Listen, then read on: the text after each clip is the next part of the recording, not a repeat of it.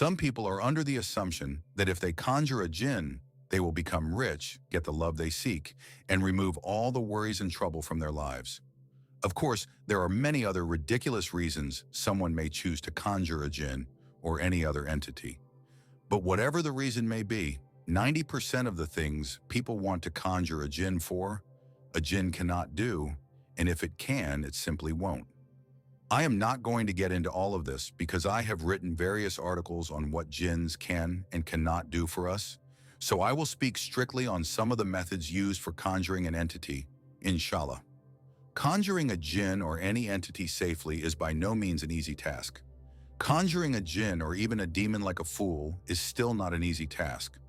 What does conjuring an entity like a fool mean?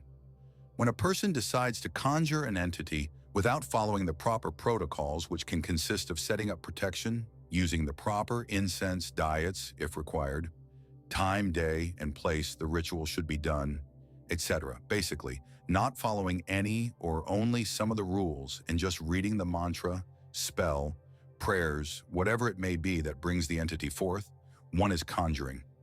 Avoiding such things, in my opinion, is conjuring like a fool. When someone does this, the chances of success are very low.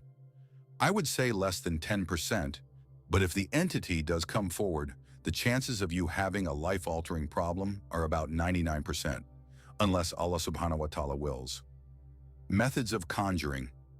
There are various ways of conjuring. One should choose the method they have been trained to use and are most familiar with. Some of the methods are spells. This can consist of wordings that may contain names of various entities which, depending on the spell, are either forced to come forward, asked to come forward, or invoked by some magical wording. When using spells to call an entity, understand the spell itself is only part of the conjuring method. There are various other aspects of conjuring with spells that need to be completed, which once again depend on the spell. These other aspects consist of, but are not limited to, sigils, talismans, the area where the spell is to be read, and even sacrifices of some sort. It just depends on the spell. Many spells have mistakes in them which can bring great harm. Therefore, I suggest staying away from such things. Allah knows best. Sigils and magical symbols. This method is unique, and a decent amount of knowledge is required to utilize it correctly. This method is used in various types of magic, even old Islamic magic. A sigil and various magical symbols are like a phone number to the entity affiliated with that sigil or magical symbol. Therefore, making sure the markings and diagrams are correct is of utmost importance.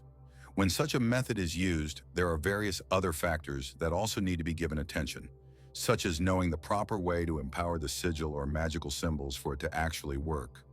Qasam/bamokal qasam means swear in a good sense. Swearing in God's name is usually done to call God as our witness. In a spiritual sense, this is used when names of various entities are employed along with Islamic prayers, where the one doing the reading and conjuring is asking the entity to come forward or demanding the entity to come forward in the name of Allah subhanahu wa ta'ala. In Urdu, such prayers are called bamokal. This method is extremely dangerous because when one is asking or demanding an entity to come forward in the name of Allah, and the entity does come forward, it is not for your sake, but because you demanded it to come forward for the sake of Allah. Whoever is employing such a method to conjure entities should be extremely powerful and pious, or be prepared for some serious consequences. Prayers. Some prayers have powerful energies behind them, and when read in proper ritual format, it has been said that various entities can be brought forward. I'm completely against this method, and I feel the Holy Quran should not be used as a tool for conjuring or summoning. These are some of the methods that conjurers have utilized to contact a jinn and various other entities. Rules of conjuring methods / rules of the ritual. Every ritual has some rules to follow. Not only do these rules provide protection, but they also increase the success of the ritual if Allah subhanahu wa ta'ala wills. What are some of these rules? Fasting. Some rituals require one to fast for the entire duration of the ritual. Fasting is usually done as a spiritual cleanse to cleanse one's body of any negative energy that may be in the foods you have eaten. Fasting is a good way to purify the body, as this helps you receive various spiritual energies with more ease, inshallah. Fasting also brings one into a state of humbleness. Some entities do not like the smell of certain food products we consume. Therefore, some rituals require fasting and removing specific foods from your diet, such as meats, dairy products, and various herbs. Another benefit of fasting is that it enhances one's overall spiritual sense. Insha'Allah. I view fasting as something that should be done for only Allah subhanahu wa ta'ala, such as during Ramadan. Allah knows best. Starting on a specific day. Some rituals are meant to be started on a specific day or during a specific moon cycle due to the spiritual energy that time is believed to have. Certain days are said to have some affiliation with the entity one may be to conjure. According to some, such days are important for the ritual because the initial calling out to the entity must begin at that specific day or moon cycle. There are some rituals that can only be done every few years because celestial or astrological event involving stars aligning or crossing paths that only happens every few years. Allah knows best. Time. Some rituals are required to be started at a specific time, while some rituals require that every time the ritual is performed, it must be done at that exact time. This can be for various reasons, such as simply showing dedication to the entity one is conjuring, the specific spiritual energy of that time, and according to some, when one starts reaching out to the entity at the same time every day, it makes the entity more responsive. Allah knows best. Incense. Some entities have a liking for specific incense. Therefore, when used during the ritual, it increases the chance of the entity coming forward. Allah knows best. Symbols during rituals. In certain magical rituals, it is essential to inscribe specific symbols, circles, or sigils on the ground where the working takes place. These markings are not merely decorative, they serve both protective and functional purposes. The practitioner will often sit or stand within the center of the circle, which acts as a barrier against unwanted forces while creating a focused space for the ritual. At times, sigil or magical symbol must be engraved directly onto the conjuring ground as it holds a direct connection to the entity being summoned. Allah knows best.